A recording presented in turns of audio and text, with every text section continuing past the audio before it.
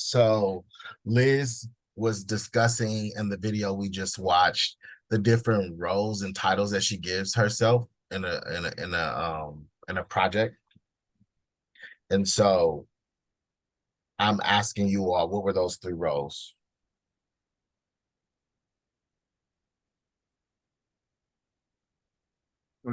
Like just one thing I picked up from the video, I think she kept mentioning about like being an expert citizen, and I I honestly kind of had like a hard time a little understanding that between that and like another thing working with a citizen expert, like they're two like almost like reverse, but I just kind of had a little hard time understanding what they meant by that. Well, thank you for bringing that up because I do think that that's a critical takeaway. And, we all have our own interpretations on that, but the way that I see this is really speaking to what we've been discussing in our classes, as far as having lived experience expertise and really leveraging that in relation to ensuring that impacted people are a part of the decision-making process. But with that being said, Liz was mentioning her role as an expert citizen because although she holds a title of architect and has, academic experience that yields her the title of expert, she also is a citizen. She traverses the community as a woman. She traverses the community as a patron to stores. She may, visit parks, right? And so even as you all are designers, landscape architects, right? You all are navigating landscapes all day, every day. And some of the times you're not in the position of expert in the role that you're playing at any given time. You can be just a citizen, but you have that expertise. On the other end, there are citizens who don't have the academic background that you all have invested in regards to getting your landscape architecture degrees, right?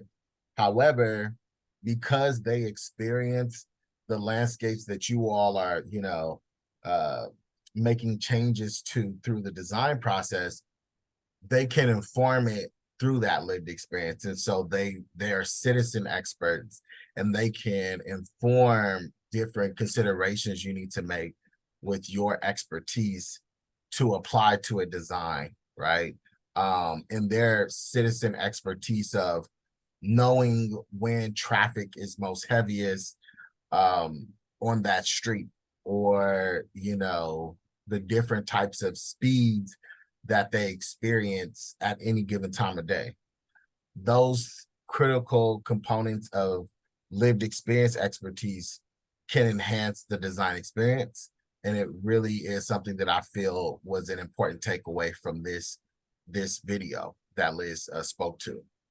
Um, Anyone else have thoughts on that as far as this idea of expert citizen versus citizen expert? So like in a way, it was kind of like incorporating like community knowledge and maybe even just like a little bit of, like street smarts too from Mm-hmm. these people to kind of like in a way to have them to have a little more value in like what they experience than just having like that division between like um only talking to like experts or like city officials or like professional designers. Like people also have value too and like how they experience this landscape, huh? Mm-hmm. Mm-hmm. Exactly, Josh. Thank you for that. Ah, And then yeah. Hugo, I see your hand up. Did you want to add to that? I was just gonna like kind of say it's like just like with like just even picking a major or something, it's like you're kind of like your mind wanders and it's kind of like okay, like to a regular citizen, they just like think about their jobs of like, oh, like this is what I do, or it's like I work here, and it's like they don't really pay attention to like other things. And I think it's like when your mind wanders and it's just like how would like they use like the space or like just like being more aware of like your surroundings than like a normal person, because a normal person is just like I feel like it's sometimes like they're just like they're mainly focused on their job and paying bills and just like stuff like that. Just like sometimes as a designer, you're just like, oh, like how it is like putting themselves in someone else's shoes of like how is the space used, how it's like how things are the circulation of like just everyday life. That's spot on, Hugo. Thank you for sharing that. Christian, I see that you put in the chat, was it being a storyteller and being an expert citizen? Yes. There was another one that was mentioned, but did you want to talk about being a storyteller? Sure. Well, one thing that she does mention is how she also embraces designing for the unseen and the unheard. So I'm pretty much saying like in her story, she would say that like the day laborers, that's pretty much what their main focus and for that day is to make ends meet. And they're really the unseen and the unheard because no one really pays attention to him. There's not like something for them to stand out while they're trying to like make the day's end meet, like money for the day. So I guess that's what she refers to when she says that she's also a storyteller because she tells other people's stories who may not be heard from, like for her that she's like a designer. She can make a big impact into their community and Most definitely. You bring up a good point because um a lot of times we can see values represented through what's prioritized, right? In the built environment. And so when we're talking about folks who are underrepresented or oftentimes overlooked, they don't oftentimes have a presence in the built environment. There aren't components of infrastructure that reflect that they even exist. And so, like you're mentioning, one of the things that Liz brought up was the role of the designer to tell those stories, not only verbally, right? Writing it down on paper is one thing, but building it up in infrastructure is a whole nother thing. And there's different ways to tell the story. Yes, you can tell it through design, but also in a way you can also build context on the design by using narrative, by using text. And one of the examples Liz provided was the day workers and the quotes that she collected. So not only was she taking the opportunity to tell someone's story, but she was also giving an opportunity for folks to tell their own story. And that was a very powerful way that I felt she leveraged her role as a storyteller, right? Giving away your platform, giving away your design space to tell the story of the most impacted people in a beautiful way. And the what is it, like the portrait frame images of the day workers in context of, you know, other voices that this space represents, right? It was a very powerful representation of that. Thank you for sharing that, Christian. Does anyone else want to add to that, what they took away from the role of being a storyteller during the design process? I was, oh, Ronza? yeah, I was wondering if it was also like making them feel seen and heard by like designing for them. Like maybe one thing that comes in mind is adding more trees for more shade around the streets while people are walking if like it's easier for them to commute. Would that make, does that kind of tie into it? Most definitely, Aranza. I really appreciate you uplifting that. Because one of the things that being able to see yourself in design does is it creates a sense of belonging, right? Especially in the community context. Oftentimes we find ourselves in communities that don't reflect belonging. And so, in the reality of, let's say, day workers, that's a big part of, let's say, Southern California culture. And they're not only a big part of it, but they represent a big part of what sustains, the local economy, the capacity to execute construction projects, right? And so, really creating infrastructure that just really acknowledges that this is a group of folks that exist that need shade, right? That need infrastructure that accounts for them. And oftentimes in those situations, folks who are experiencing, let's say, the lack of infrastructure, they can, experience the exploitative components of society and context of their existence.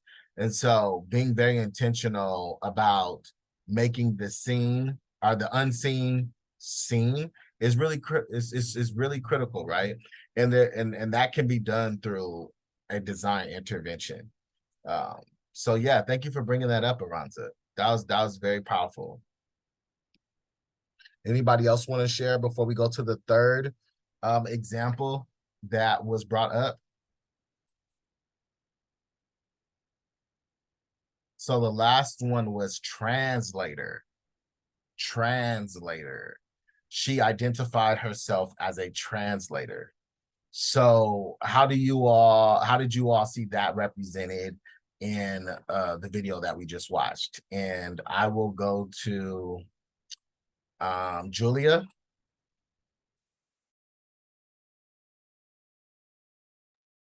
Yeah.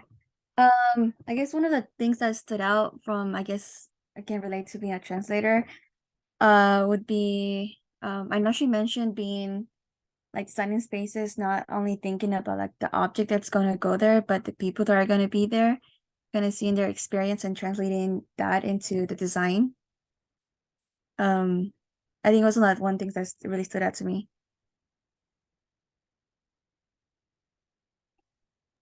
Yeah, thank you so much for sharing that. And that's spot on. That's very spot on. Jonathan Torres, did you want to add to that?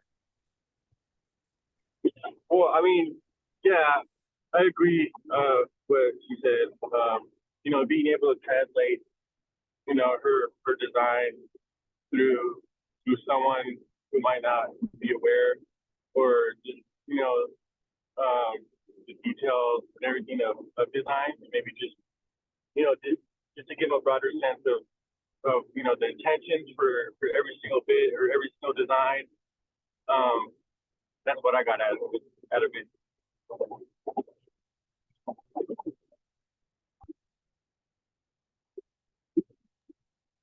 Awesome. Thank you all so much for sharing those responses.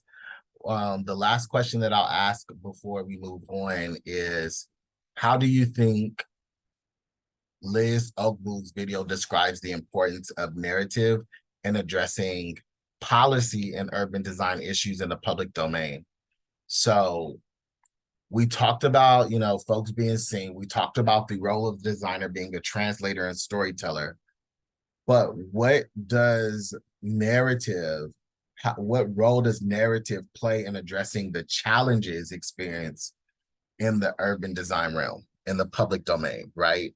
So how does prioritizing the most marginalized, the most underrepresented individuals help address the challenges experienced in the public domain? Now let's go to you.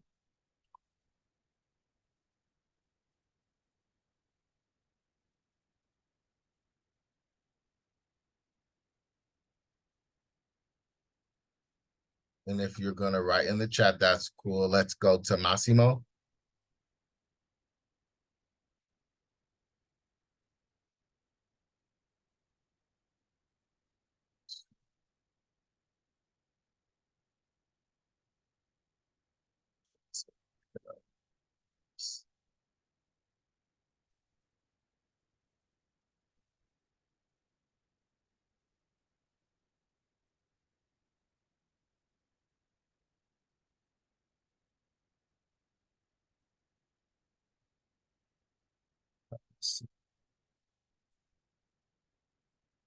If Massimo, let's go to you, Kyle.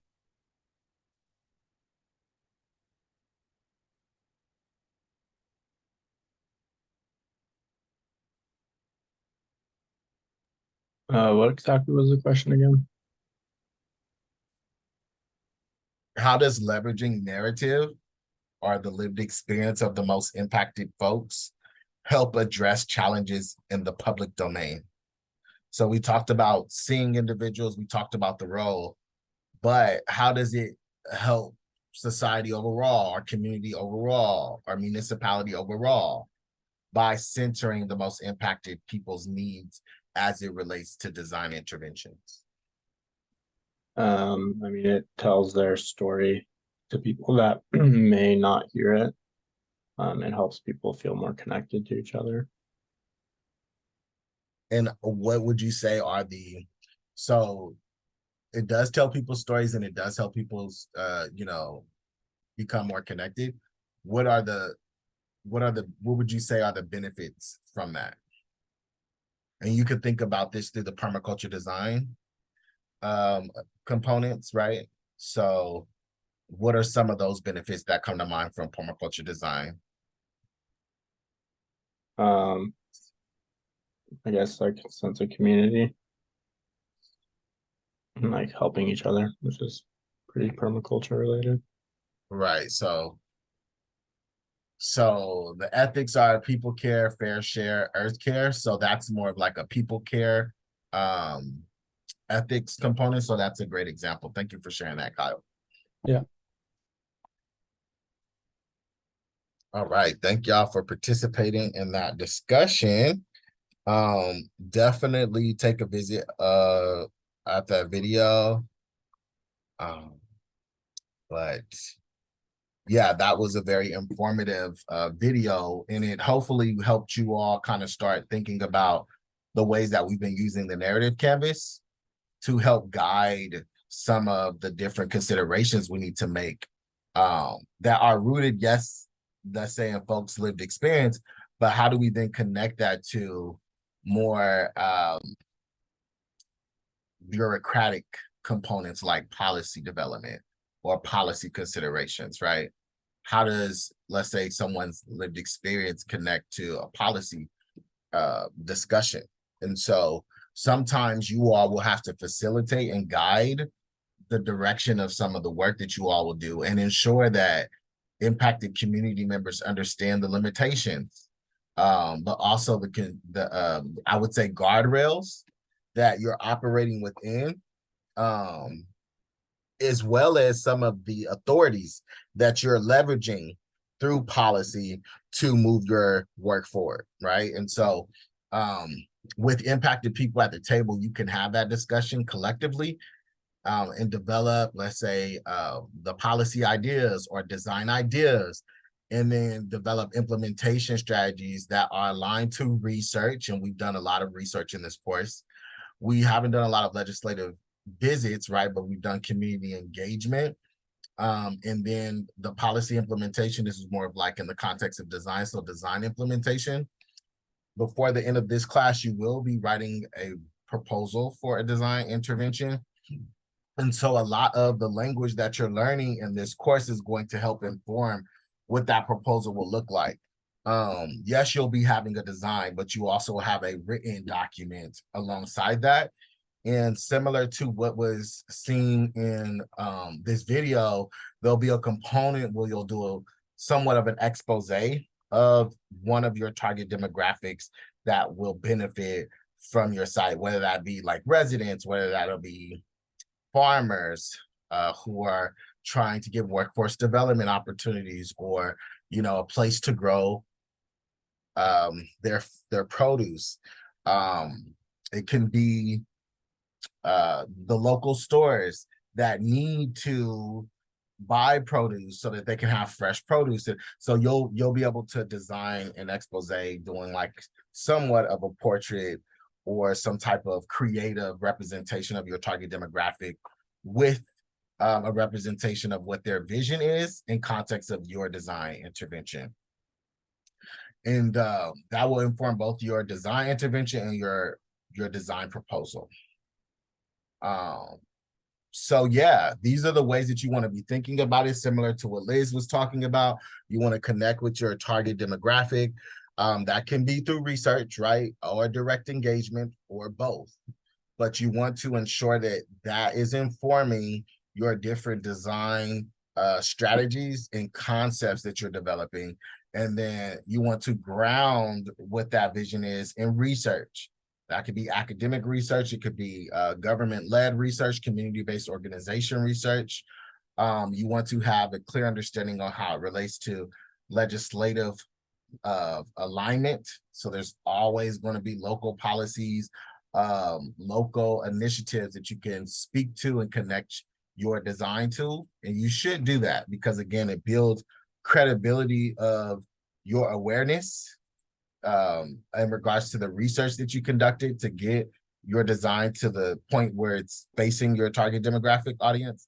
And then you again want to leverage that to develop your proposal and your design intervention.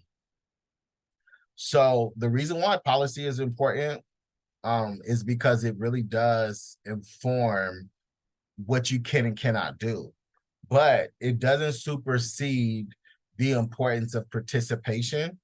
And so the next video we're going to watch is about participatory design.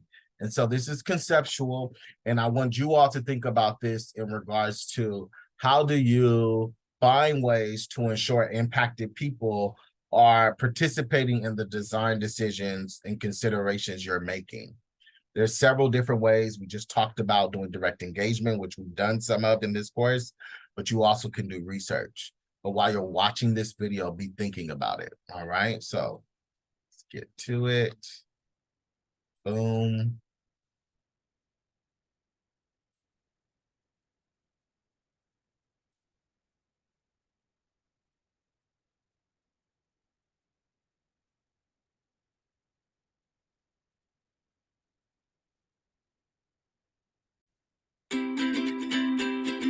How to design your participatory approach.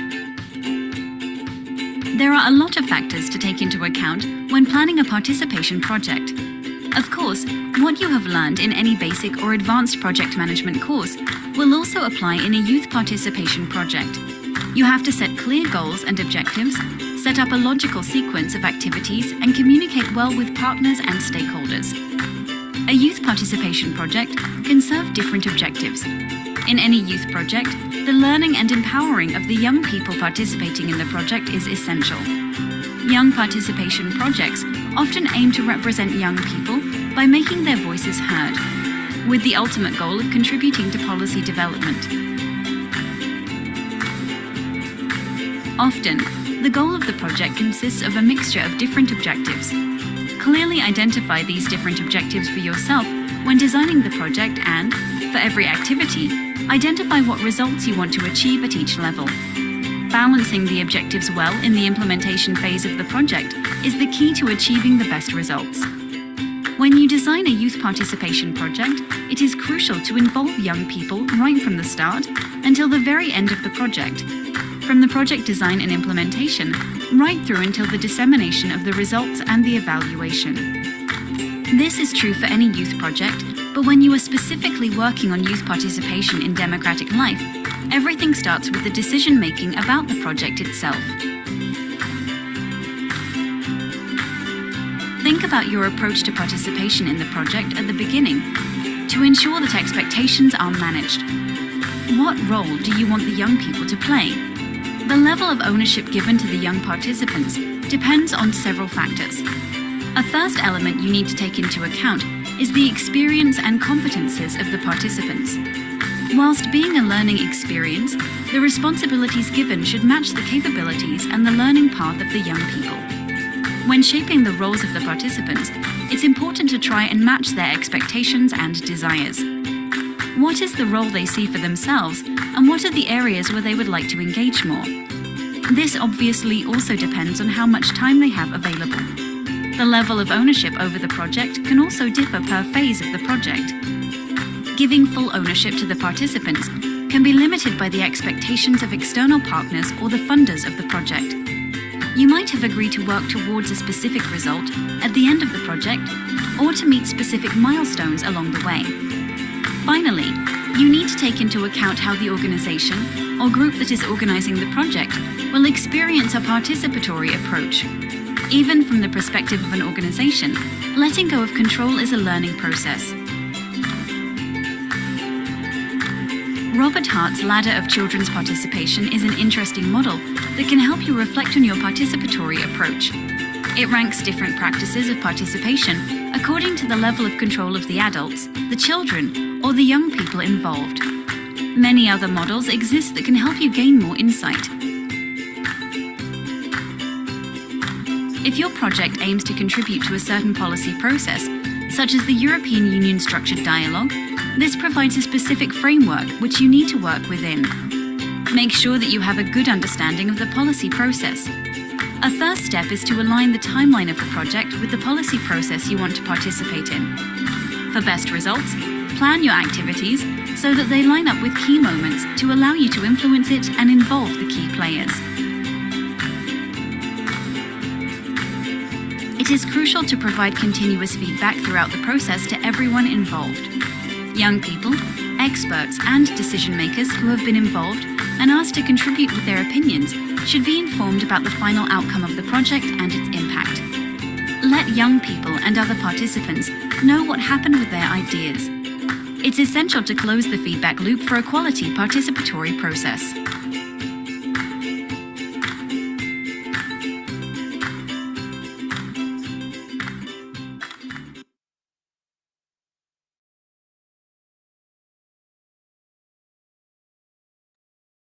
All right. So that was a really cool video that talked about the participatory process as it pertains to policy development. But it definitely can be applied to urban design and architectural design. What are some of the key components that you need to manage in regards to roles and responsibilities of a project? What was stated in this video as it pertains to roles and responsibilities?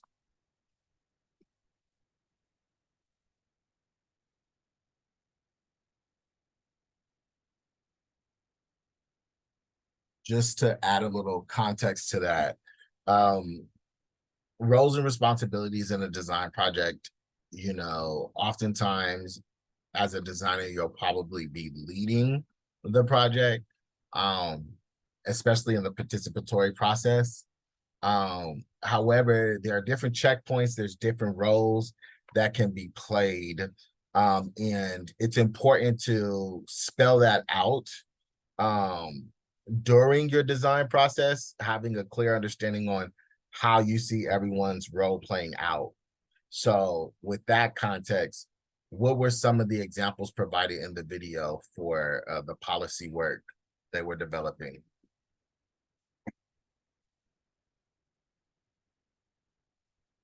Let's go to you, Eduardo.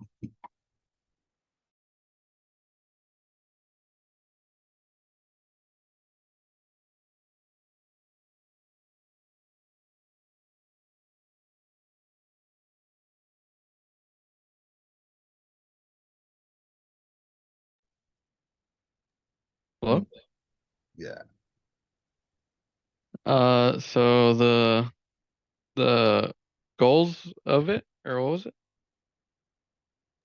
Yeah, so the question was in relation to roles and responsibilities. What was something that the video described in regards to roles and responsibilities for participatory design? From what I got out of it was like having an outline and like keeping everyone involved with the design.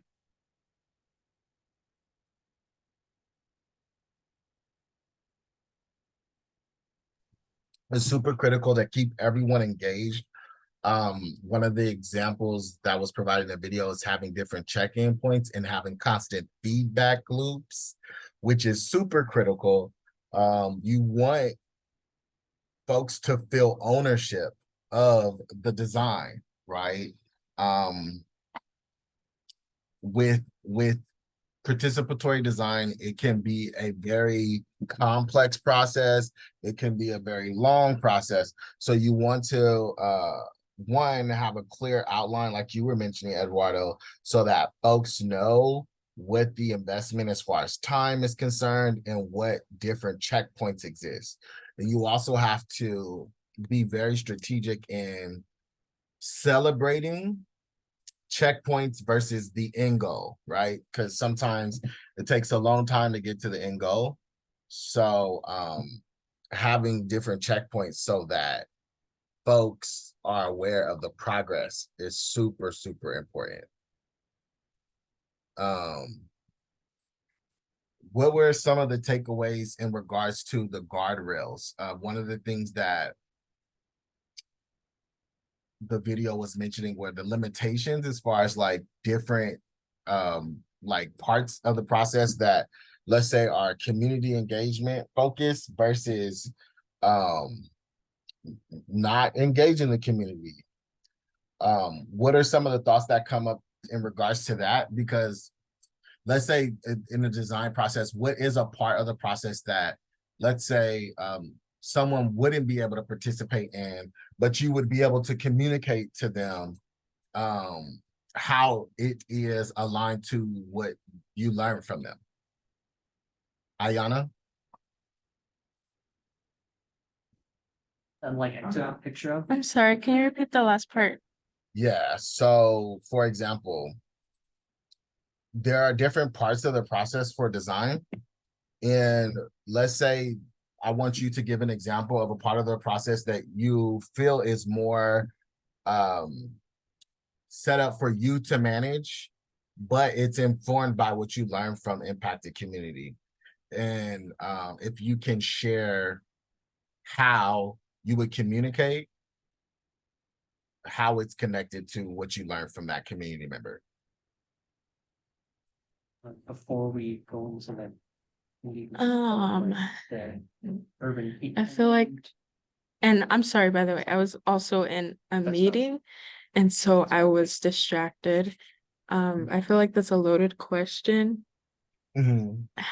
So in the design process, there may be a role that you feel is more equipped for your expertise, but that role can be formed by someone that you're engaging with.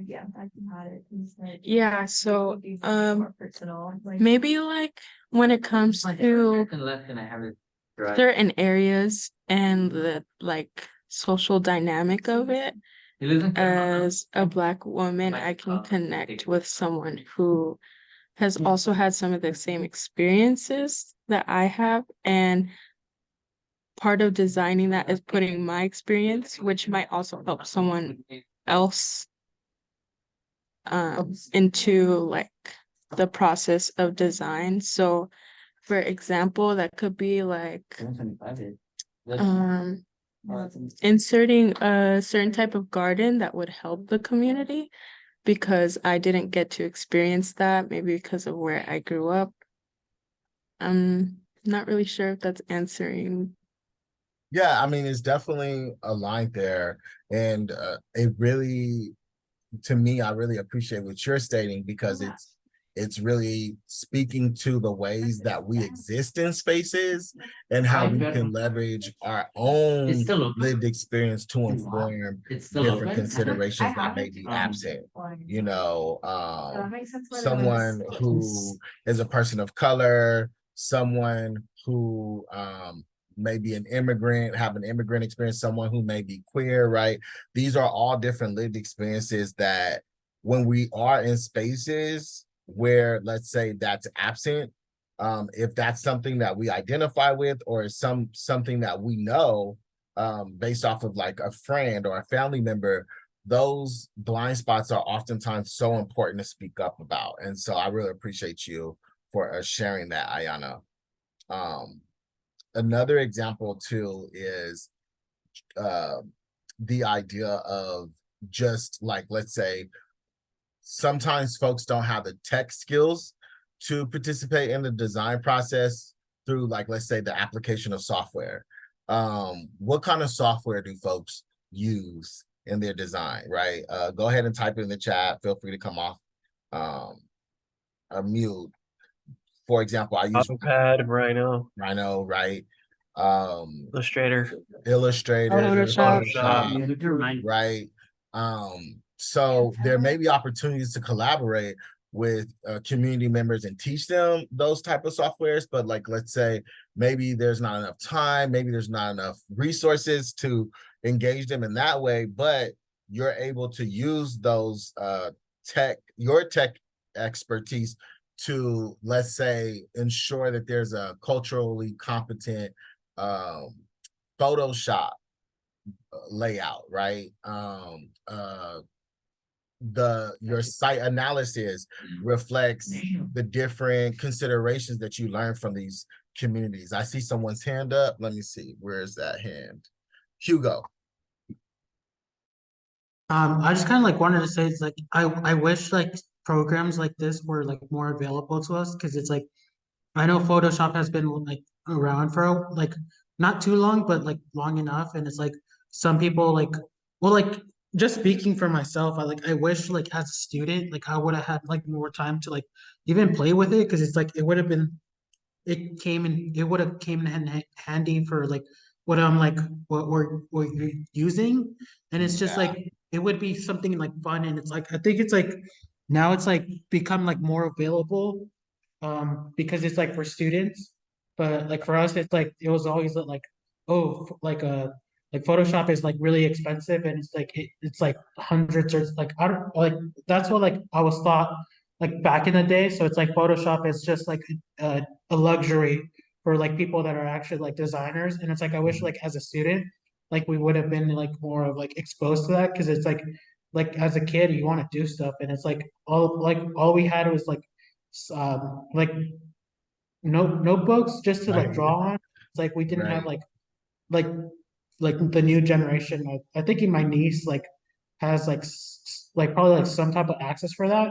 But it's like if it would have been like more accessible to us, it's like I think like everyone would have like a little bit more of knowledge just like playing around with it. Just like, hey, like I know this program. Like I would have been like more excited to like to work on stuff. That's spot on. A lot of times folks can't do what they're not exposed to, or they can't learn what they're not exposed to. And so especially with these participatory opportunities, folks get exposed to architecture in ways that they probably never thought that they would.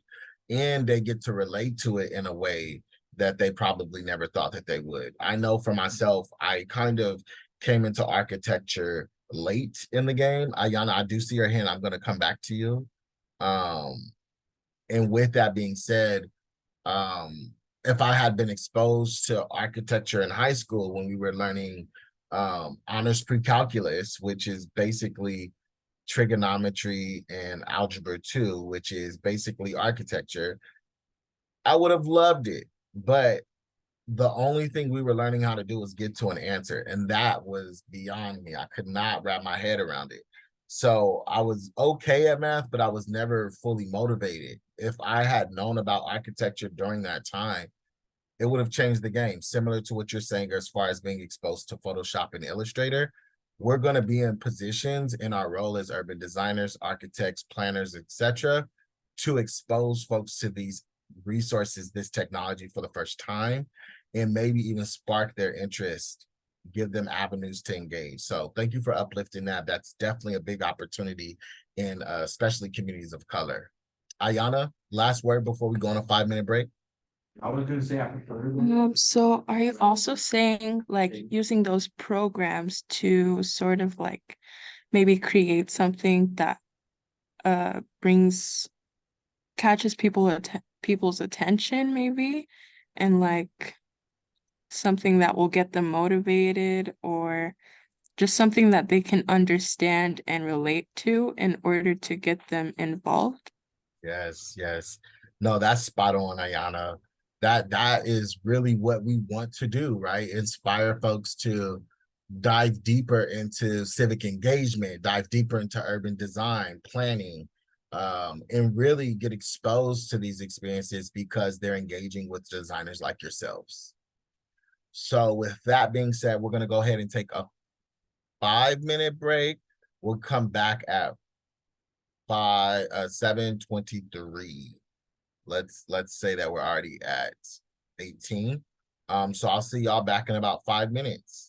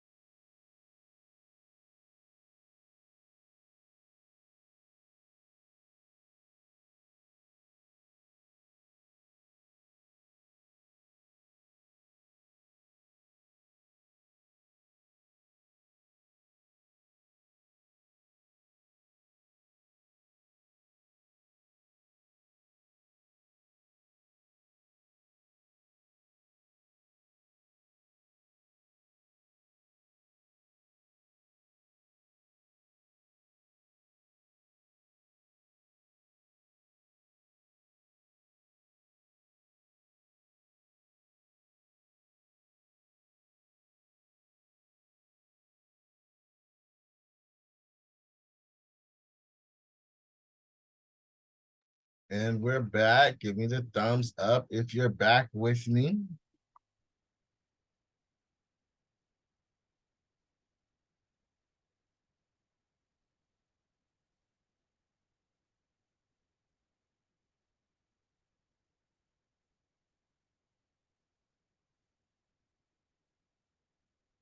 I see some thumbs up. All right, so I do want to share an example of a participatory design process that I coordinated for a policy, and then we'll talk about some other participatory design efforts. But right now, I just want to show you a framework tool that I use to coordinate participatory development of the Office of Race and Equity. My current role is principal equity strategist for the LA Civil Rights Department, and I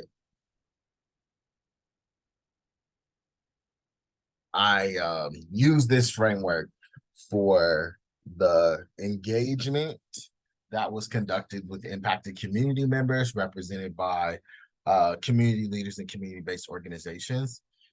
There was a both internal external engagement component, which included engaging internal departments, right? And so sometimes you'll have to connect with different agencies, but this framework was a strong way for me to connect the policy directive from the city to the community's vision, and then use both of those to inform the action plan that I was proposing to be responsive to those two directives, both, again, the policy window and the community's vision.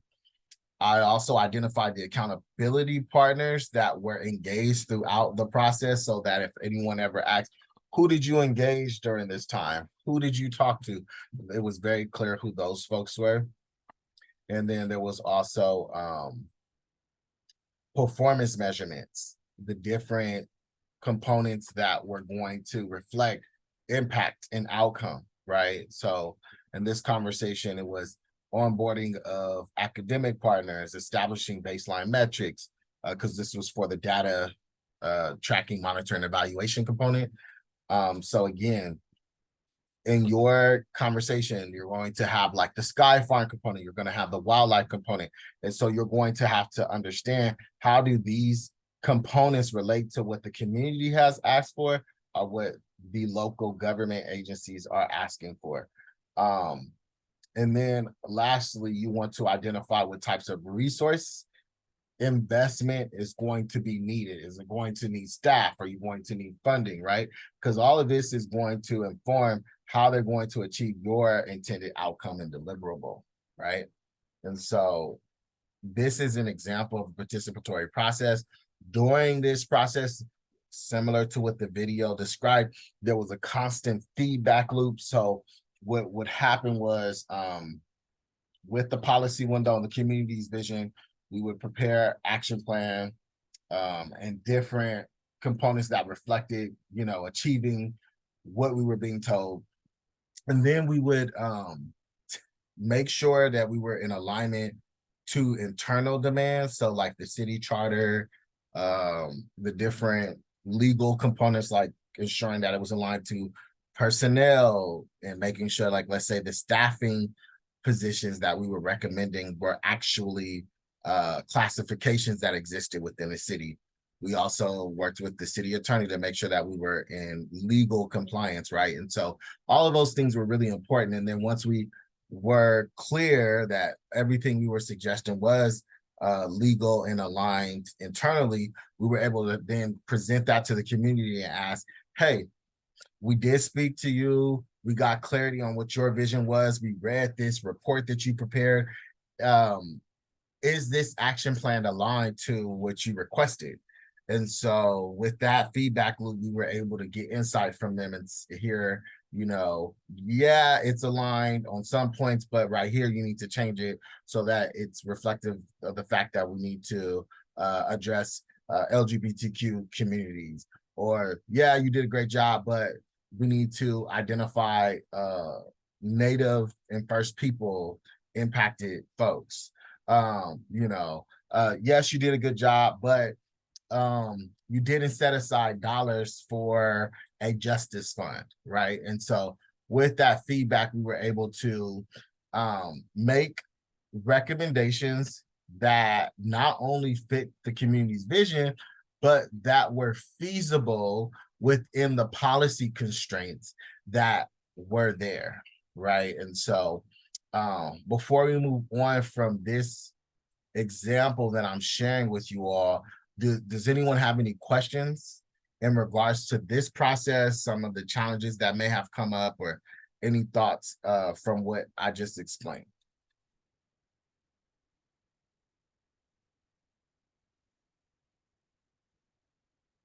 Okay, well, how do you all think this can be applied to design, a participatory design process? Which components of this like policy window, community vision, action plan, accountability partners, performance measurements, and resources, which of those top line, components of the outline, which one of those speak to you most in context of your design approach, and why?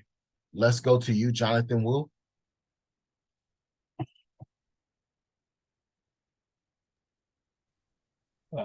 Sorry, what was the question?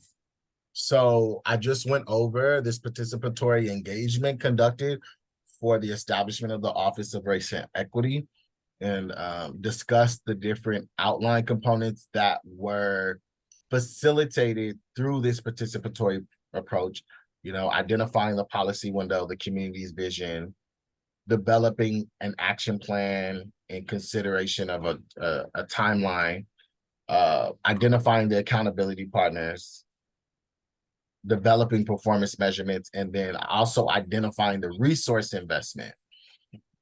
So thinking about your design process, which one of these speak most to your design process, and why do you think it's important?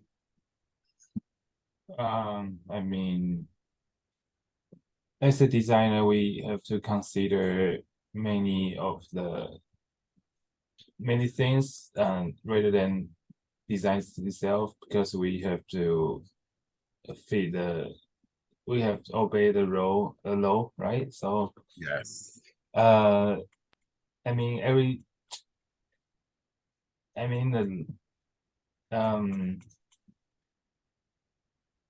thinking the law itself will be the challenge, and to make a design, because that's for me, it's the limitations. And yeah, I'll be first step, I will be focused on the what regulation is, and figure out the design there. Yeah, that is so true. It can get rough.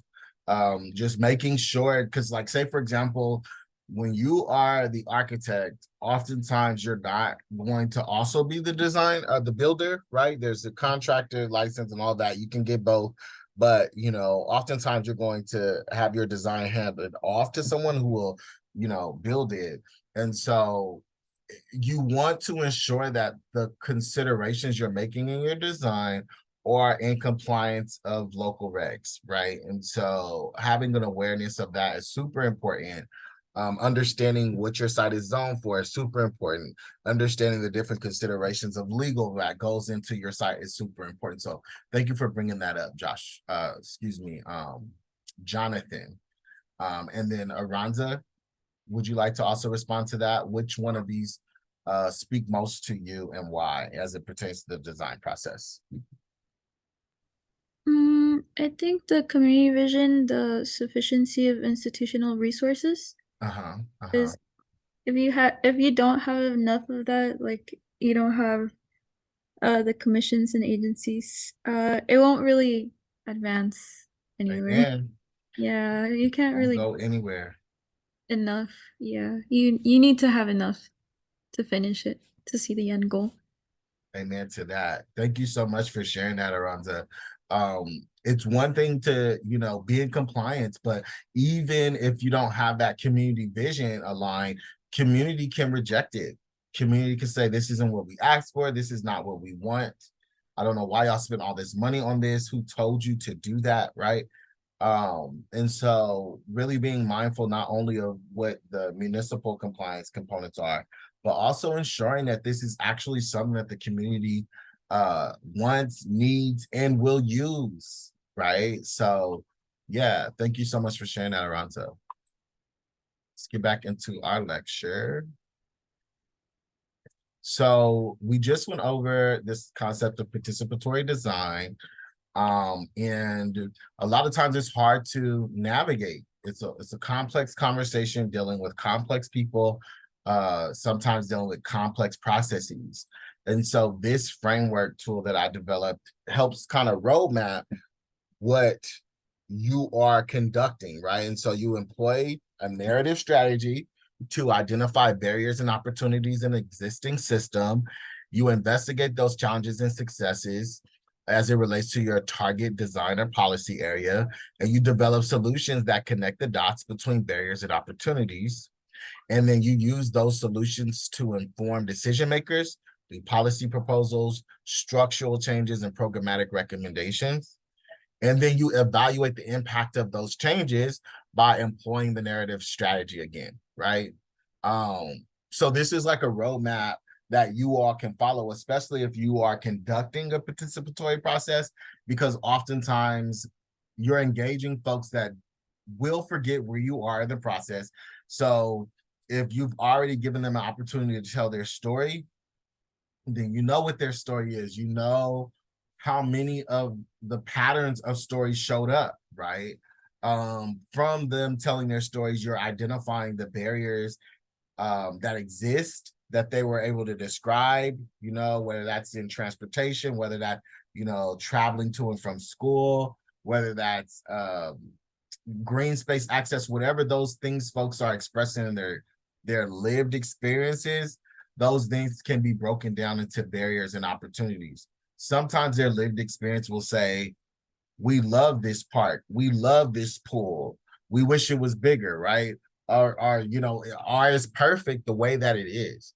And so sometimes, you know, our design maybe taking something away from the landscape that the community actually uses often, and we want to be able to make sure that what the community wants is either enhanced or it stays, right? So that's a big part of it. And with your solutions, the solutions is not just an idea, but it can be a proposal that can turn into an invested in solution, right? And so it's not just an idea and concept, but it's actually a proposal that can, you know, be invested in. You know where the money will go. You know who the stakeholders you may need to engage are. So it's a fully thought out proposal versus an idea.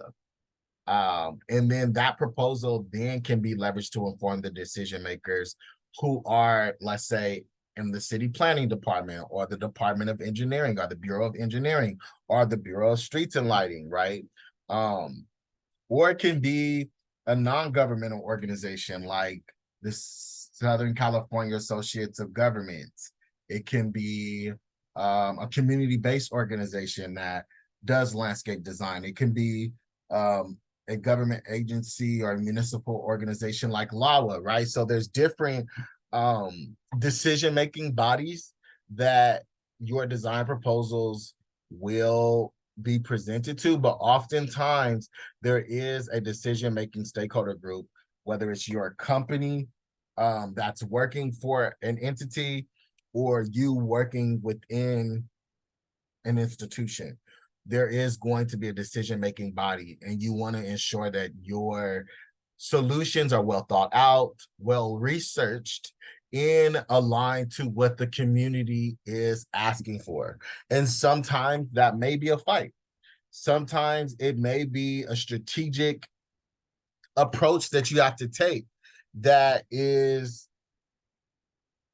camouflaged underneath the directive of your team, right? So For example, even with the Sky Farm project, we know that we're using hydroponic towers, but we also know that there's a climate issue that needs to be addressed, not only for carbon drawdown, but for local native flora and fauna, right? So we are installing a component of wildlife habitat so that we can both be responsive to the client's needs in regards to the Sky Farm, as well as introduce components that enhance the Sky Farm while addressing or introducing a wildlife habitat, right? And so that's a big part of it. Ayana gave a great example today in regards to using our own lived experiences to influence how a site moves forward, especially if our lived experience based off of relationship or association with people or our own person having experienced this, we are able to inform, you know, considerations of what does this site need to look like for single fathers or single mothers or people who are queer, elderly and aging, women, you know, little kids, right? So like, who is your target demographic? How are you enhancing the site to be considerate of them? And what we are learning in this course is really ensuring that the most vulnerable, the most underrepresented folks are centered in your design considerations. And so with this site design for the Sky Farm, we're dealing with people who are experiencing homelessness. And so we want to ensure that their belonging is felt and received on the site. Okay, so what are the questions that we're asking? I believe we probably went over these before, but what are we trying to accomplish? These are the questions you want to ask yourself. How will you know that change is an improvement? What changes can we make that will result in improvement? And so I want you all to be thinking about this and how it relates to the policy process. So we're going to watch another video. And then we have a few more slides to go through, and then we're going to jump into a class activity. I'm going to have you break into your groups, and then you'll facilitate the activity in your group. All right, so let's go ahead and watch this video. The policymaking process. Public policies don't create themselves. Rather, many groups, both public and private, contribute to what is known as the policymaking process.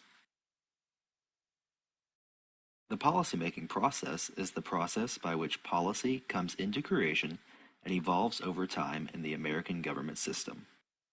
Before we get into the system itself, let's go over some vital vocabulary to aid us in our discussion. The political agenda consists of issues that people believe require governmental action. Issues that are currently on the political agenda include things like the legality of abortion and gun control.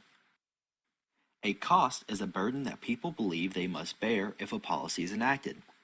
Cost can be any burden, whether it is a literal monetary cost or a non-monetary cost. A benefit is a satisfaction that people believe they will enjoy if a policy is adopted. Similar to a cost, a benefit can be monetary, but it doesn't have to be. Process regulations are rules that govern commercial activities. They are designed to improve consumer, worker, or environmental conditions.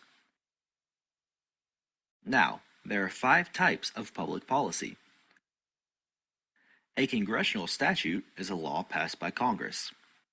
A presidential action is a decision by a president, mostly influencing organizations under the executive branch. A court decision is an opinion of the Supreme Court or other court. A budgetary choice is legislative enactment of taxes and/or expenditures. A regulation is when an agency adopts a rule. These forms of public policy are created through the policymaking process.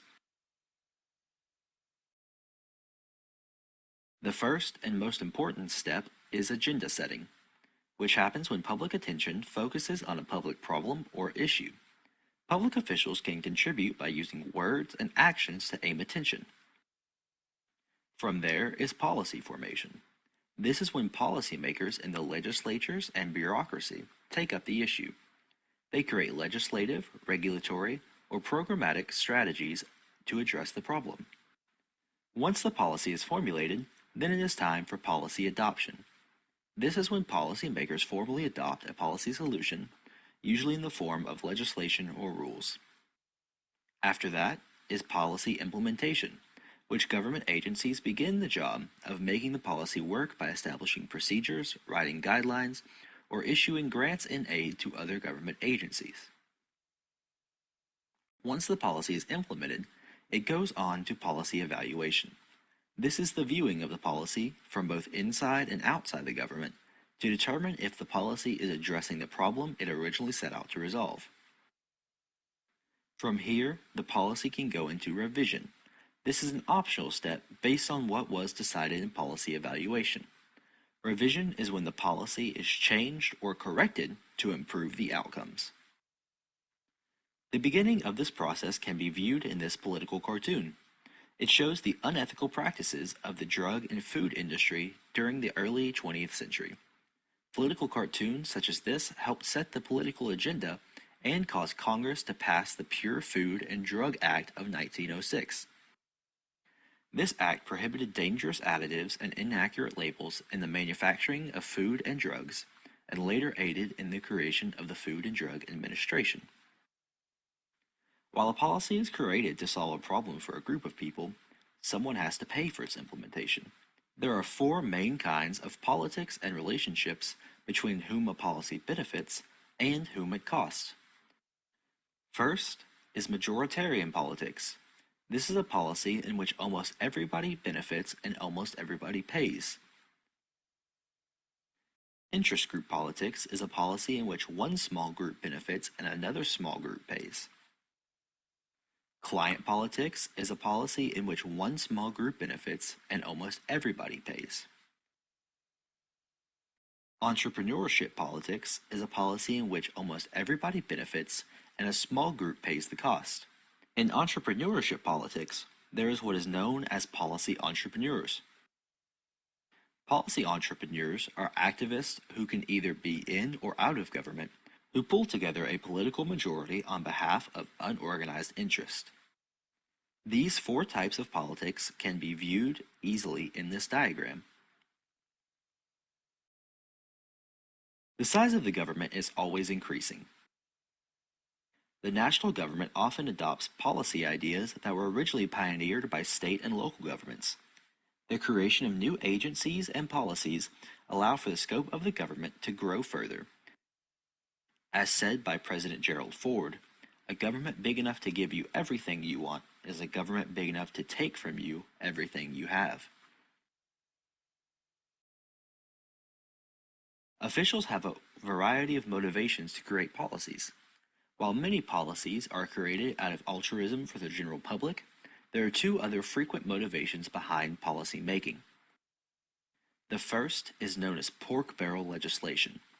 This is legislation that gives tangible benefits to its constituents in several districts or states in hopes of winning their votes in return.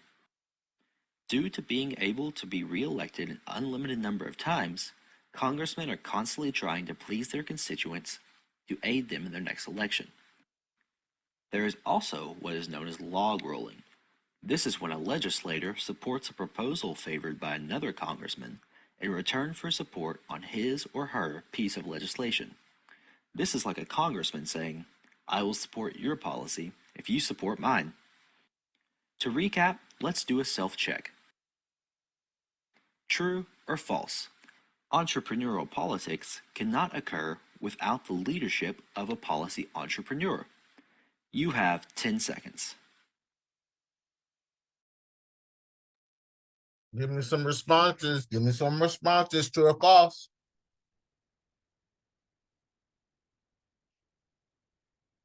You can put it in the chat or say them out loud.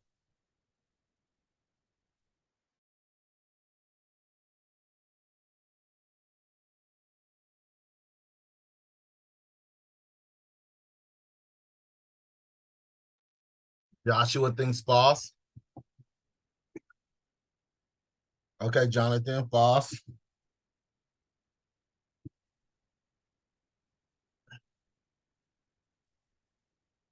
Any truths out there?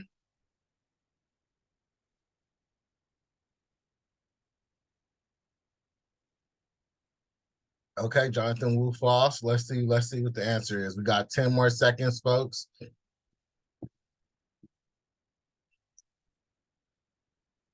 Massimo false. The correct answer is false. False. It can occur Great with job. or without such leadership. Let's try another. True or false? The bureaucracy reacts to policy, but is not a source of policy. You have 10 seconds. True or false? Bureaucracy reacts to policy, but is not a source of policy. True or false? Feel free to say it out loud or in the chat. Okay, Jonathan Torres says true. True, Jonathan Wu. You can also put a thumbs up or thumbs down. Okay, I got some thumbs up. True, false. Joshua's false. Okay, let's see. We got about 10 more seconds. The correct answer is false. It's Increasingly, false. the bureaucracy is a major source of policy innovation.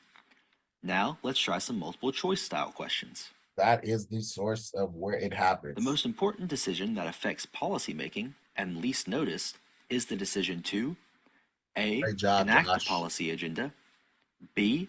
Determine what to make the policy about, C. Enforce the policy agenda, D. Fund the policy agenda.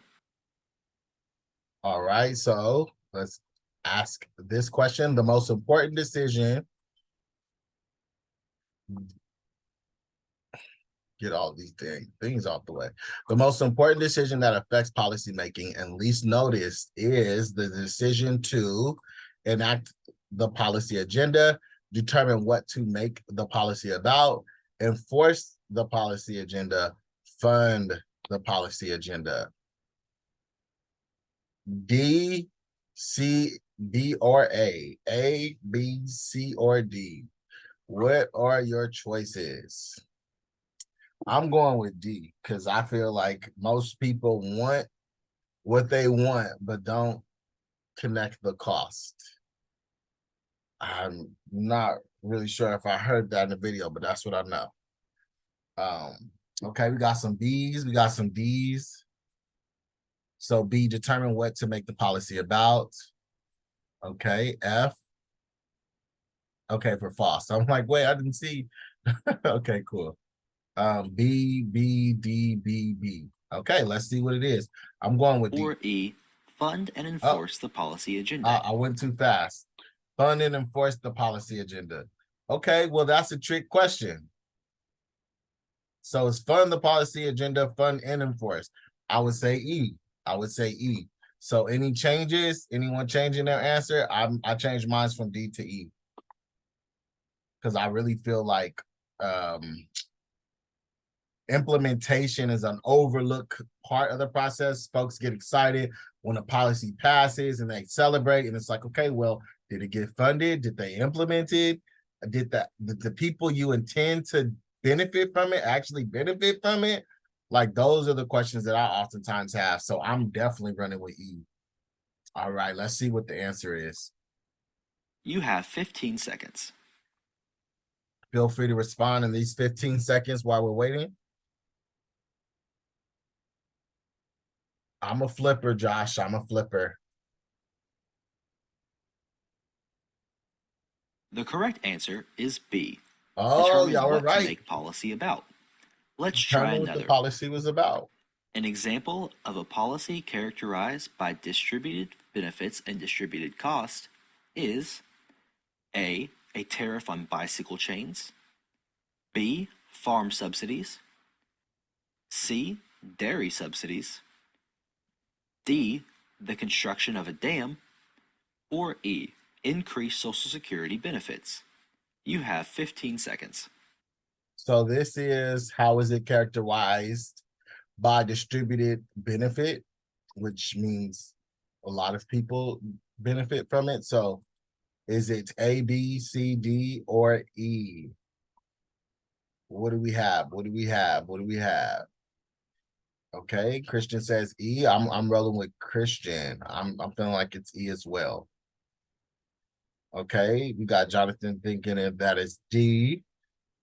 I can see the construction of the dam being beneficial to everybody downriver for sure. Okay, so we got another D. Okay, let's see.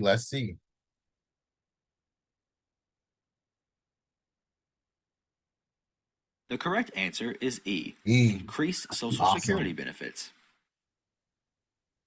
Through the 6 steps of agenda setting, policy formulation, adoption, implementation, evaluation, and revision, policies are created.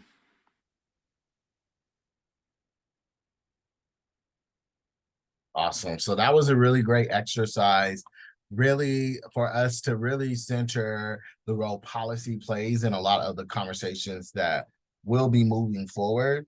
And so I'm glad that we got to go through that. With that being said, let's get back into it. Let's see.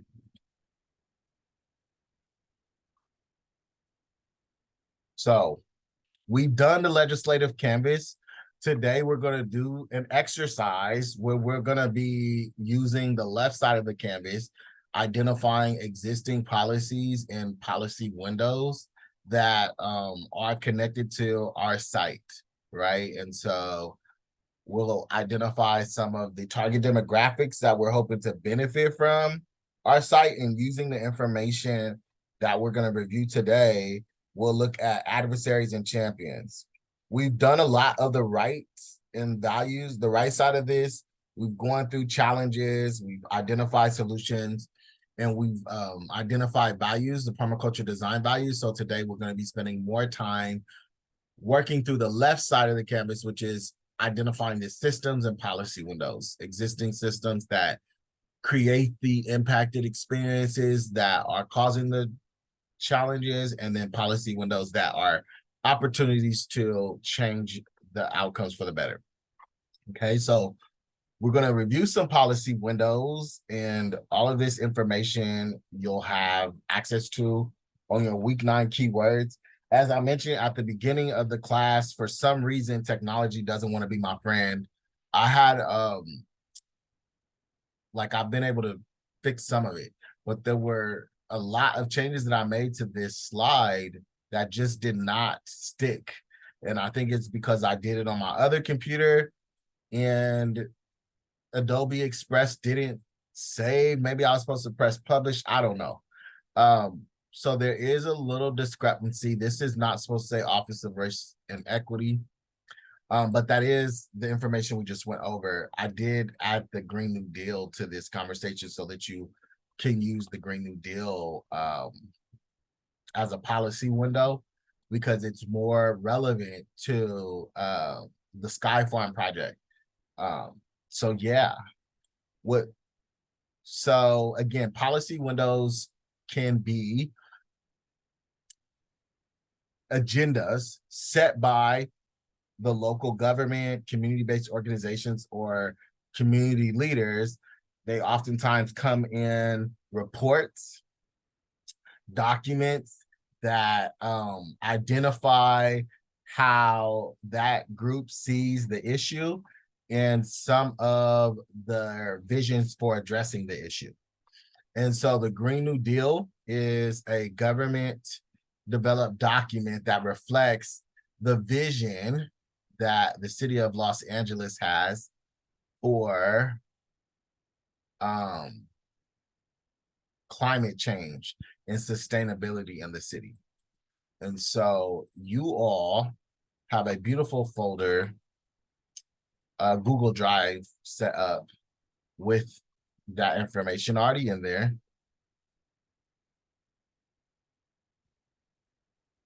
And there's also your keyword document that has a link to the Green New Deal website.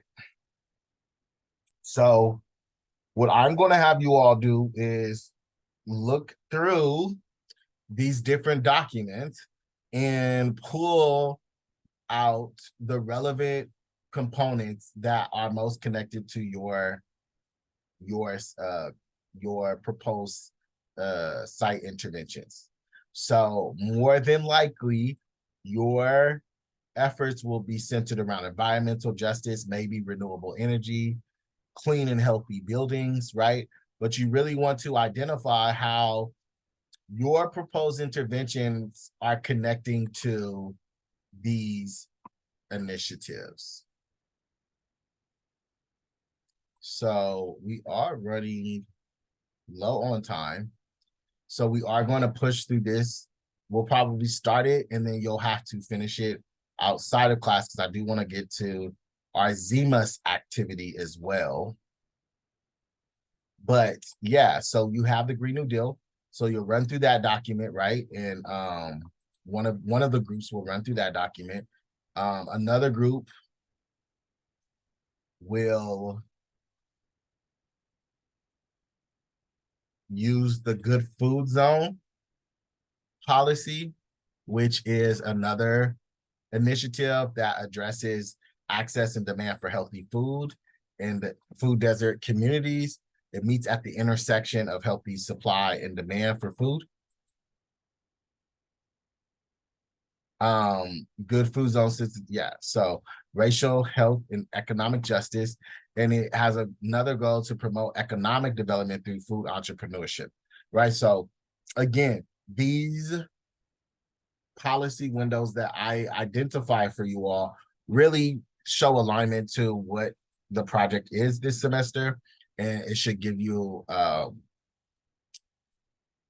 it should help you quickly use the frameworks that we've learned about so far in this course to dissect these documents quickly and pull out relevant information. So, for example, this is a response to the Green New Deal and some of the work that an organization is doing to be responsive to what the New Deal is speaking to. And so its outcomes and objectives are reflected here, right? So having folks complete the Healthy Neighborhood Market Program, which is teaching them how to introduce healthy food options into their liquor stores and corner markets. And so 51 stores have completed the curriculum. So in your case, you're probably proposing programs. You wouldn't really have evidence of programs completed, but the programs that you're proposing, the events that you're proposing, the types of design components that you're proposing, like the wildlife habitat or the sky farm, those components should be connected to the documents that you'll be reviewing. Total amount leveraged in financing, 200,000. Average profit per week increased in food sales, 1,400. 100% store owners who said their healthy sell retail increase, right? So what are you trying to achieve, right? Going back to those questions, you want to ask those questions so that as you are collecting your data in relation to the impact of your design intervention, your data that's collected can be responsive to those questions. Does anyone have questions about that, right? Reviewing policy window documents and then aligning them to your site intervention goals, leveraging the frameworks and tools. All right. So there are no questions. I am going to set up your groups and we are going to do an activity where you're going to work through some of those documents using your week 9 keyword doc. I'm going to spend 20 minutes on that and then we're going to come back, share out, and then I'm going to walk through the ZMUS activity and we may have to do that from home. Okay, so I want to have you do this, copy, boom, drop it in the chat, boom. So this is your key words list, boom. This has the 4 documents that you're going to be reviewing: the Downtown LA Community Plan, the Skid Row Now 2040 Vision, the Good Food Zone, and the Green New Deal. Okay, those are the 4 documents.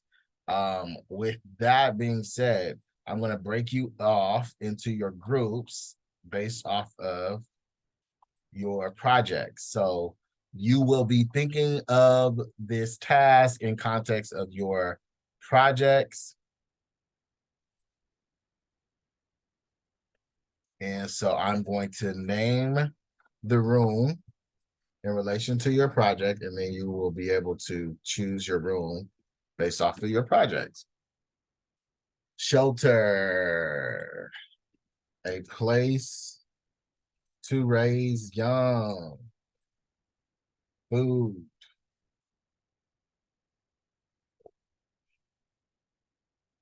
Water.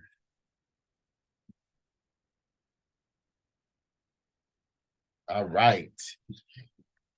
So, shelter, you are going to use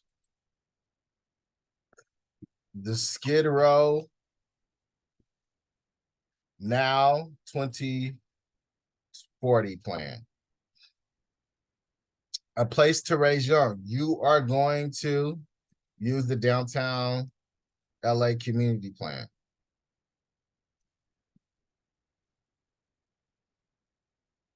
Food. You are going to use the Good Food Zone. And last but certainly not least, the Green New Deal will be assigned to water. Thumbs up, thumbs up. Everyone got that? Okay. So the last thing I want to make sure that you all have, you want to have your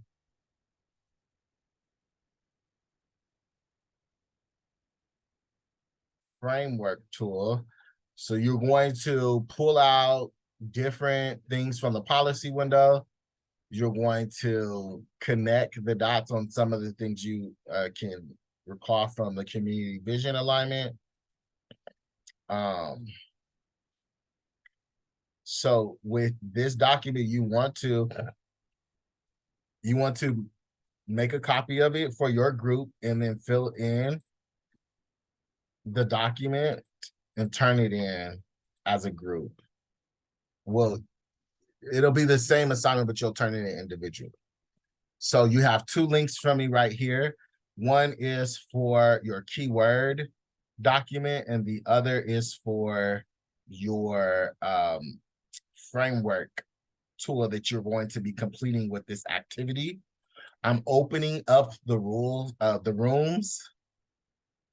You should still have access to those links when you go into the rooms. And you should also know your group assignments. If you do not, let me know and I will put you in your group. But feel free to go to your group. Shelter, a place to raise young, food, and water.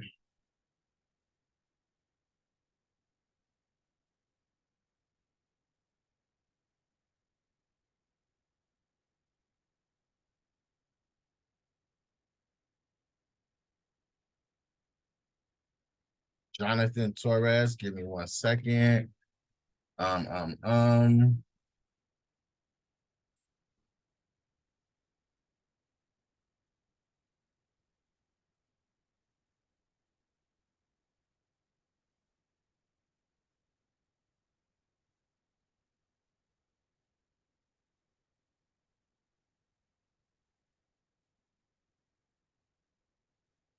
People.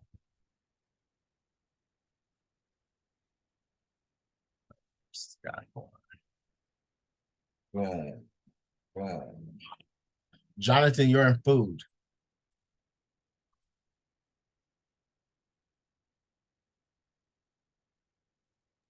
Thank you. No problem.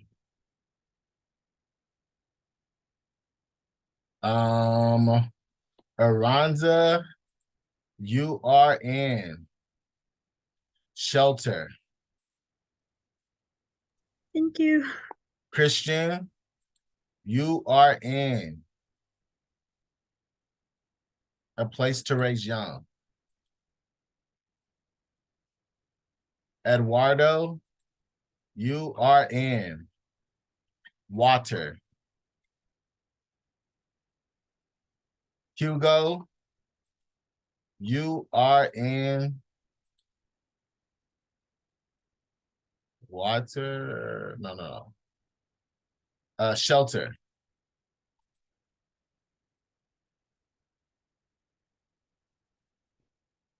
Jonathan Torres, I think I just told you. Yeah, you're in food. Let's get you over there. And Massimo.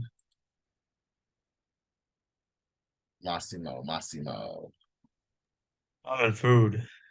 You are in food as well, yes. The breakout room isn't opening up for me. Who is that? Hugo? Yeah. Oh wait, never mind. You're in there now? Okay, perfect. Okay. Don't place to raise young Christians by himself.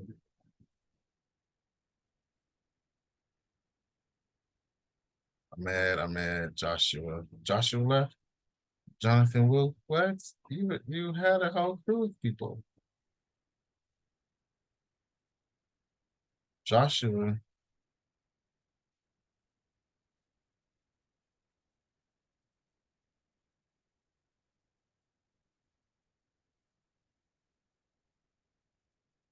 I don't know what Jonathan Wu went.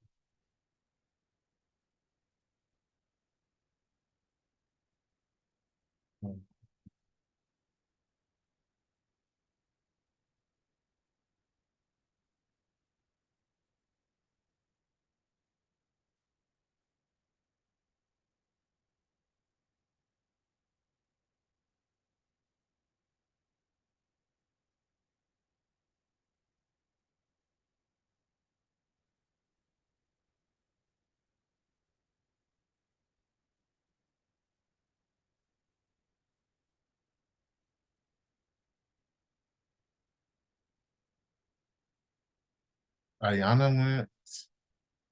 Eduardo and Ayana should be here.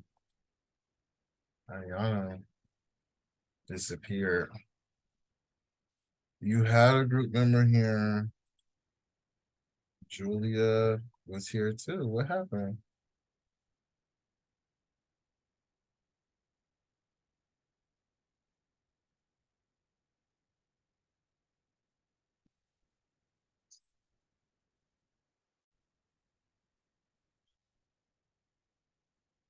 Hey, Eduardo, how's it going?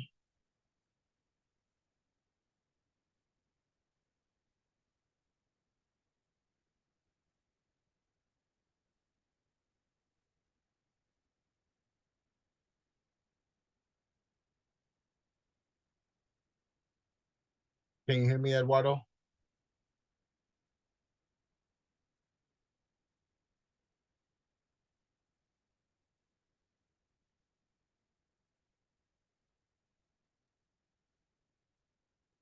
Hello? Yes, I can hear you now. Oh, sorry. I went to the restroom. I'm not sure if you can see the chat, but Let's see. Yeah. Uh, I think someone in your group also. yeah, someone Right. I think Jonathan Wu was in it just right now. Well, I don't think, yeah, he was here, but he wasn't supposed to be. You have Julia and Ayana who were in class today, but I don't think they're here anymore. Oh. But for the sake of this activity, you can either do it by yourself if you're comfortable, or you can join another group and collaborate with another group. I'll join another group. Okay. Let's see. Let's have you join. Which group did you want to join? Whichever is fine. Okay, cool. Let's just get you over to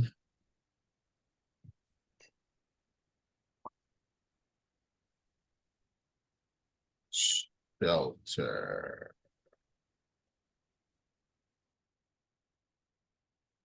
Oh, never mind. Never mind.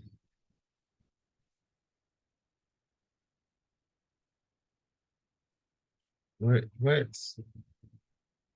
Watch it. Watch it.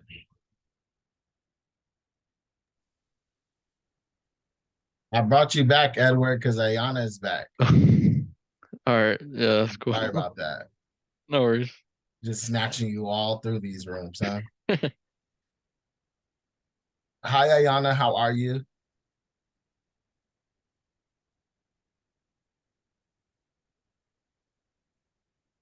We jumped into groups. Oh, shoot. Yeah. We jumped into groups. Oh, wow. Now did you get pulled over? Okay, cool. He's going back. Okay. So Ayana and Eduardo, you both are a part of the water group. And so you can facilitate this activity for your project. Ayana, do you see the links in the chat?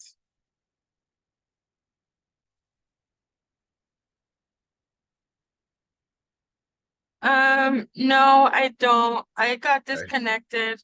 I'm re-putting them in the chat for your reference, but it has a blank framework for what I went over for the Office of Racial Equity and the process that I went over through the participatory development of that Office of Race and Equity.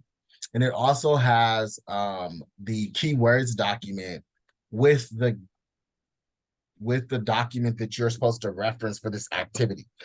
You are using the document to identify how it's informing or, how the recommendations or information in the document connects to your proposed design intervention for water. Okay. So yours is for the Green New Deal. That document should have an element in there that speaks to how you're addressing your design intervention. And you can use any of the information in there for that, okay? But you'll use the framework to, draw out the information. And we have about 15 more minutes. Okay. All right. So collaborate and discuss the details of that. And I'll be back. How's it going? How's it going?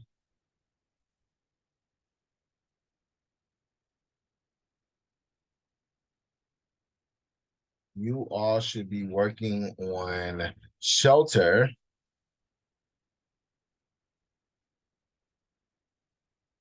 And just using the framework to pull from that document as much information within the allotted time. And we got about 15 more minutes, so definitely make sure you all discuss it. But if y'all have no questions, I can come back to you. Everything going good though? Thumbs up? All right, cool. I will be back. It's going good. Just writing. Just Awesome. reading. Y'all have any questions so far? For the policy window tab, we just have to write what policy we're doing, right? Which is the downtown LA community plan, or do we have to explain something there? Like you want to explain the specific component in the policy. It may be a recommendation in the document. It may be a priority that's identified in the document that's most aligned to your design intervention. Oh, okay. Got it. Okay. So right here, one of them is like one of the communal plans for the policy is to strengthen, I can't say that word, neighborhood character. Yes. So I mean, I think that should play a role in our design, right? Right. And you will want to identify the specific language that most connects to what your design intervention would be, right? So if it's saying, like, what does strengthen the character mean, and how will your design do that? So on that tab, we have to explain that. Yeah, so on that tab, you want to put the language that's in the document for the policy window. So if it says strengthen the character, it should probably have by doing X, Y, and Z, right?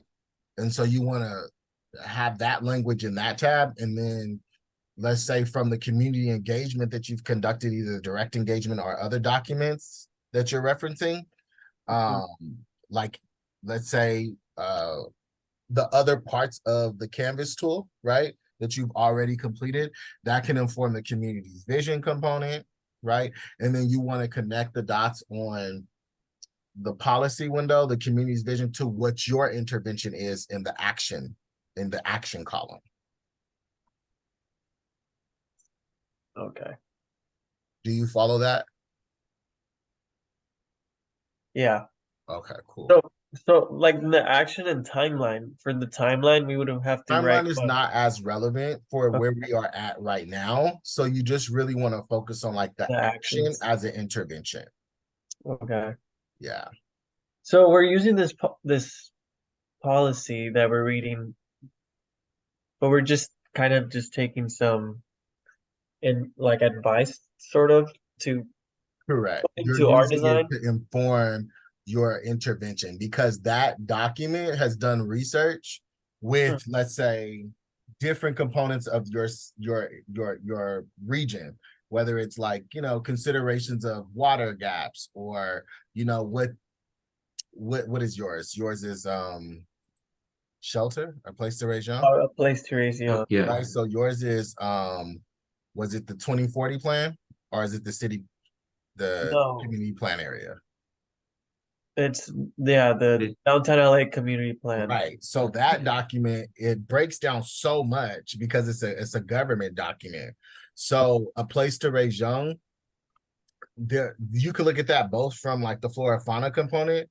And so there may be green space awareness, or information about like local flora and fauna, or trees that are most relevant in that area. It also could be related to raising a child, like first 5 education resources, or, you know, affordable housing, things of that nature. Okay.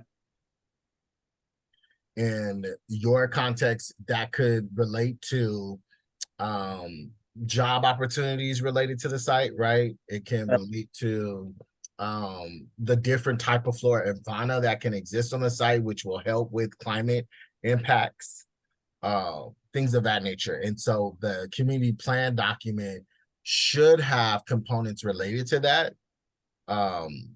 recommendations in the document that are most relevant to how your design intervention is going to play a role into that community plan area document. Like which components of that document is your intervention responsive to? Okay. Like you said, this is all being tied to like the Sky Farm, right? Correct. So the Sky Farm, and then your wildlife component, which is a place to raise young. Okay. All right. So we have about 10 more minutes. I will be back. All right. Thank you. No problem. Oh, sorry, just really quick too. What happens if we're not finished? Like you can turn it in for your lecture assignment. Okay, There'll yeah, be a turn-in link on Canvas. Okay, thank you. No problem.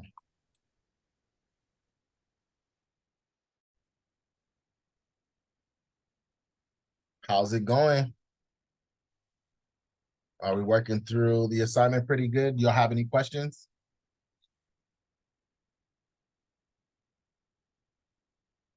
Could you enable screen share?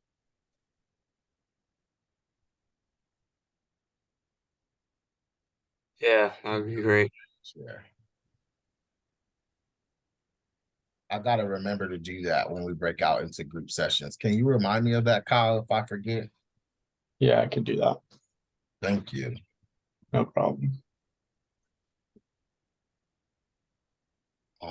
But y'all working through it pretty well. Y'all have any questions? We haven't really started because we haven't been able to share a screen. So okay.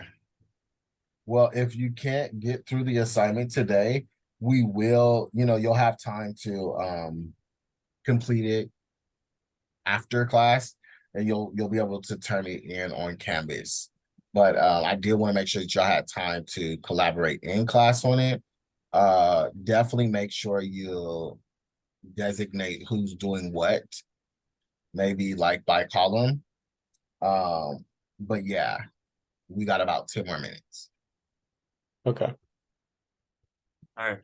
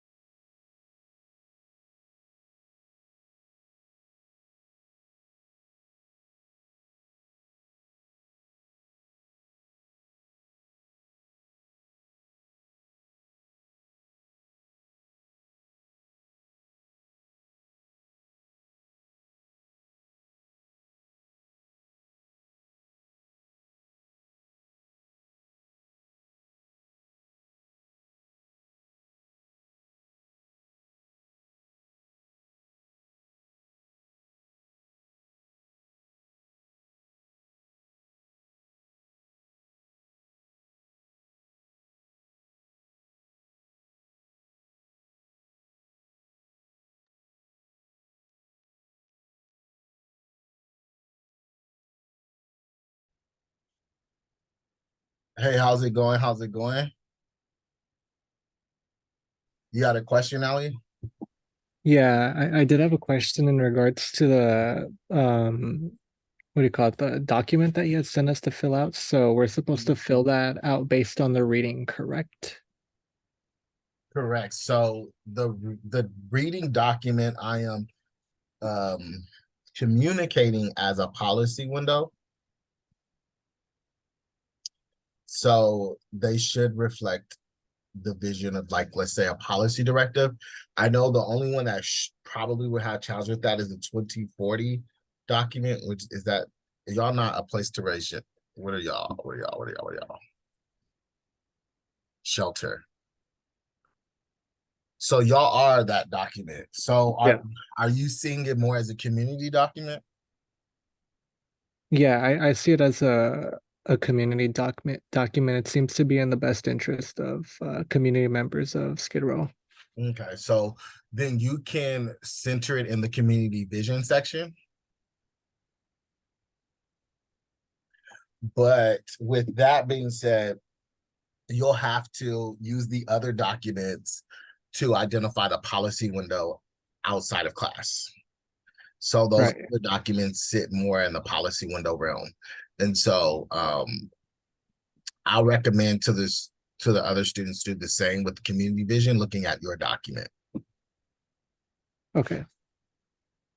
Yeah, that answers my question. Will do.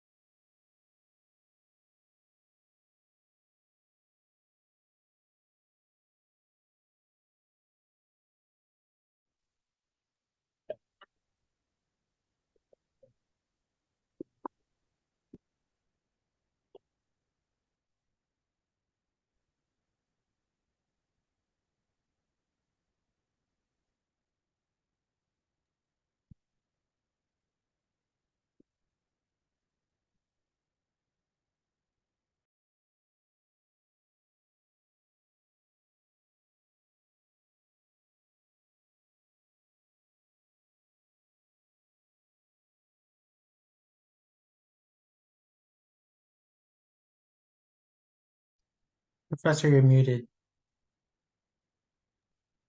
Thank you for flagging that. You gotta love that mute button. So we're gonna take a couple of share outs. Nowie's group, you all can share because you all have the community vision component. How did you enjoy that activity? What were your key takeaways? I would say the activity was definitely really informative. Just looking at the document, it seems like it's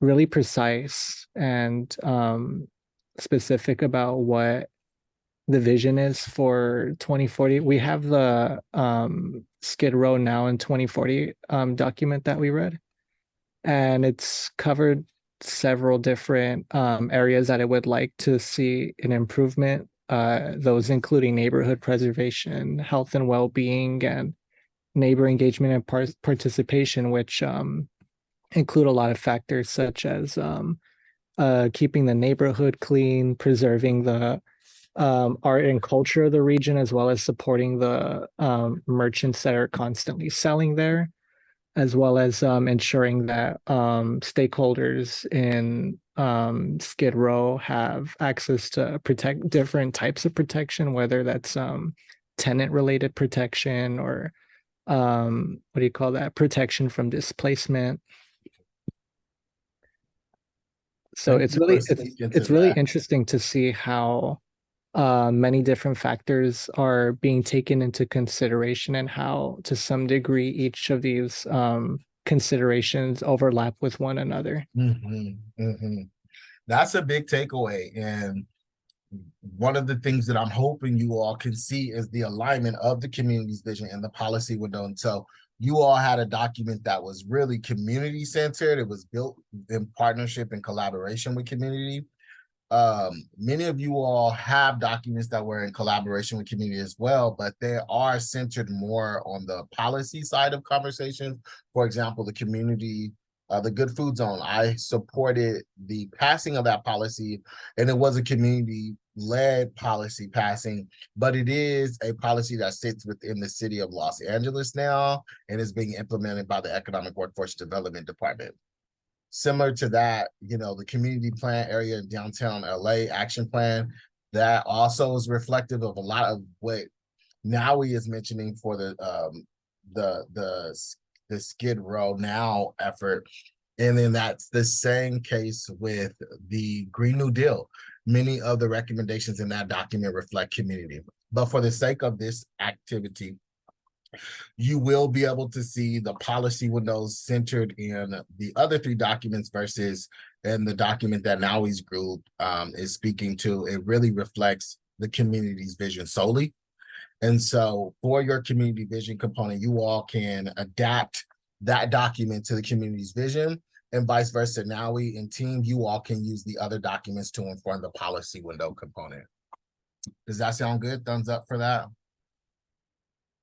And you'll also be able to incorporate other, you know, tools that you all have had throughout the course, engagement that you all had, like at the site visit, that will also inform that. But those documents will also be leveraged for this activity so that you all can, you know, get used to this practice of research, understanding the alignment of your intervention in context of a policy directive or a community vision report. Okay, thank you for sharing that, Nowie. Let's go to a place to raise young.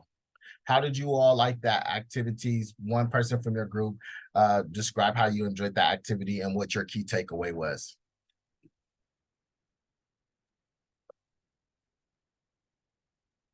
It's still a work in progress, but so far, just for our approach, that I think part of our vision involves three key things, which involve strengthening neighborhood character, reinforce downtown's jobs and orientation, and reduce car dependency. Like all three incorporated to make the space more public use and accessible, just in a way to the not make the area so very car dependent. And just part of our action too includes like practical training programs, accessibility to farmers markets, like then that's like when we um and that's when we temporarily close the and yeah and that's when we while we temporarily close those streets for public use. So it's still a work in progress, but that's just what we have so far. No, that's perfect. It's progress is what matters. And this outline will be very helpful for your proposal, right? Because you're going to have to write out your proposal. And so having these key components in your outline spelled out is going to help with preparing that. For the sake of time, I am going to move forward with the lecture because I do want to show this example of Zemus and the importance of using Zemus. Has anyone used Zemus at all? Zemus, the platform Zemus? I know some of you taken my class in the past probably have used this, but raise your hand if you used Zemus before. Anyone familiar with Zemus? All right, cool. Well, this is a great platform used to understand different zoning components related to your site. And so with the information, for example, that you're supposed to collect for your site analysis, this is going to be a great platform to collect that information versus like multiple search engines. You can go to Zemus and you can pull that information up. So Zemus is really good for zoning information. And so we were going to do a class activity, but I'm going to quickly go over this before we end class today. Some of the important information is available on Zemus. For example, the legal information, address information, jurisdictional information, permitting and zoning compliance information, seismic hazard information, economic development area information. So for example, if you're in an economic improvement district, I am going to quickly go to the website, Zima's. Okay. Boom. So when you go here,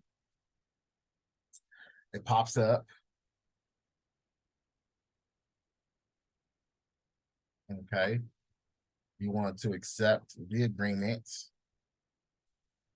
And then you just put in the address, but it's weird. You just put the number and then the street.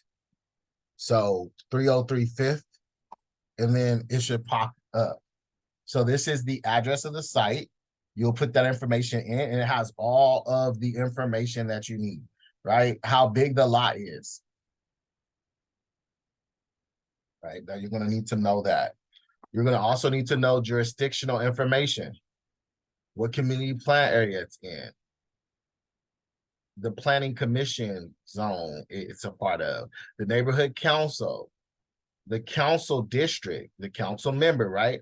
All these different components. The census tract. This is a really good information if you're trying to identify like the demographics based off of census tract. You can get that information and figure that out, right? All of this information is available here.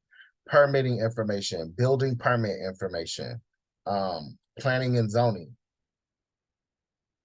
It talks about all of the different key components that you could pull in. If it's a part of a redevelopment district, if it's a part of a historical preservation zone.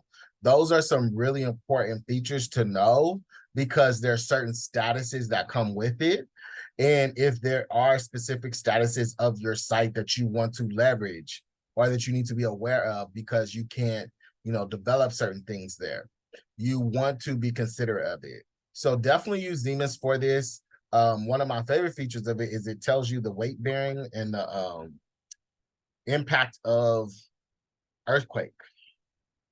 So it talks about the distance between the nearest fault, which is in Puente Hills, slip rate, slip type, moderately poorly constrained, down dip width.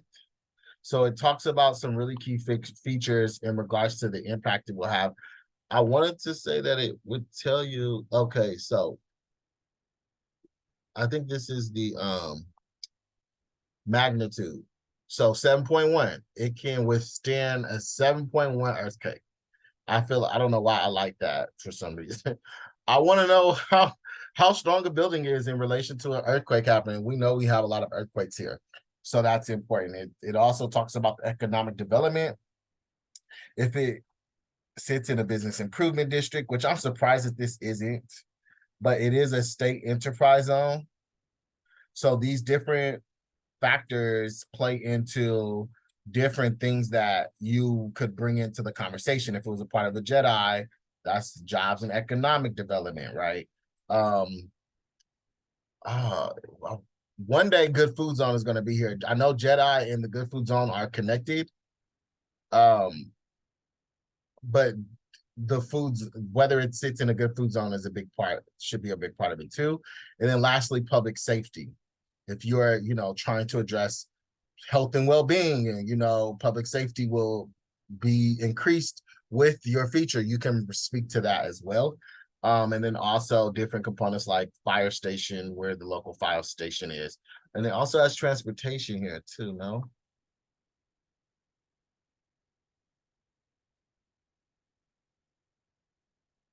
I feel like there was transportation somewhere here. But as you can see, there's some really great features on here. It gives you some details about the parcel. And again, very important data components that are a part of your site analysis. So definitely take advantage of this. And the link is also on your keyword document. There's also some really great glossary words to consider as it pertains to zoning and planning.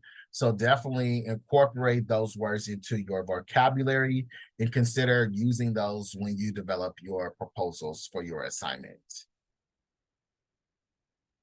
All right. Well, I hope you enjoyed the class today. I am going to be looking for you all to turn in your documents on Canva. I have been having some technical difficulties on Canva.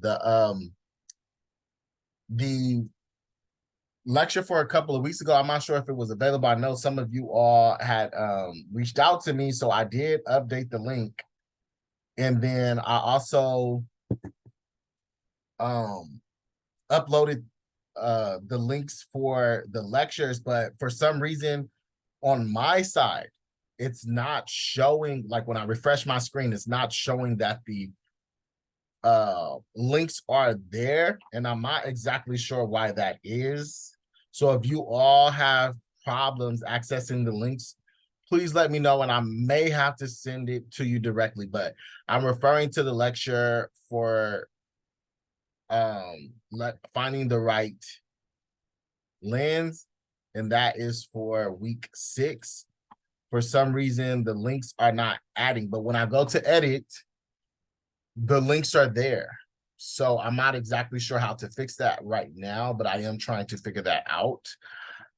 With that being said, be on the lookout for those changes. I will be sending out announcements to make sure that you all know that those changes were fixed, and then also to let you know that the lecture for today is posted. So definitely be on the lookout for that. But if you all have no questions, feel free to leave for the rest of the evening. It's always a pleasure to share space with you all. Again, I'm very proud of what you all are doing in this class. I did want to mention, I removed one of the readings from the course, so the next reading is posted. It is the environmental justice reading. So it is posted for week 8. So just be mindful of one of the readings being removed, and that is sustainable landscape architecture. You have Black Landscape Matters, the life and death of American cities, and then the environmental justice reading that you'll have to get through this semester. So make sure you're on top of that. Take advantage of office hours, but we have taken some breaks in the class, and I'll also remove some assignments to be mindful of folks' capacity this semester. Christian? Yeah, is that the reading that's due on November 13th? Yes, for the environmental. It says the assigned reading is environmental conflicts, principles, and Correct. concepts. Okay. Yes. All right. So I removed the last assigned reading, again, because of folks' capacity. So y'all have a little bit more kind of time to get through the last reading and then to start this one. But we definitely want to get back on track. So yes, this reading assignment that was assigned last class will be due November 13th.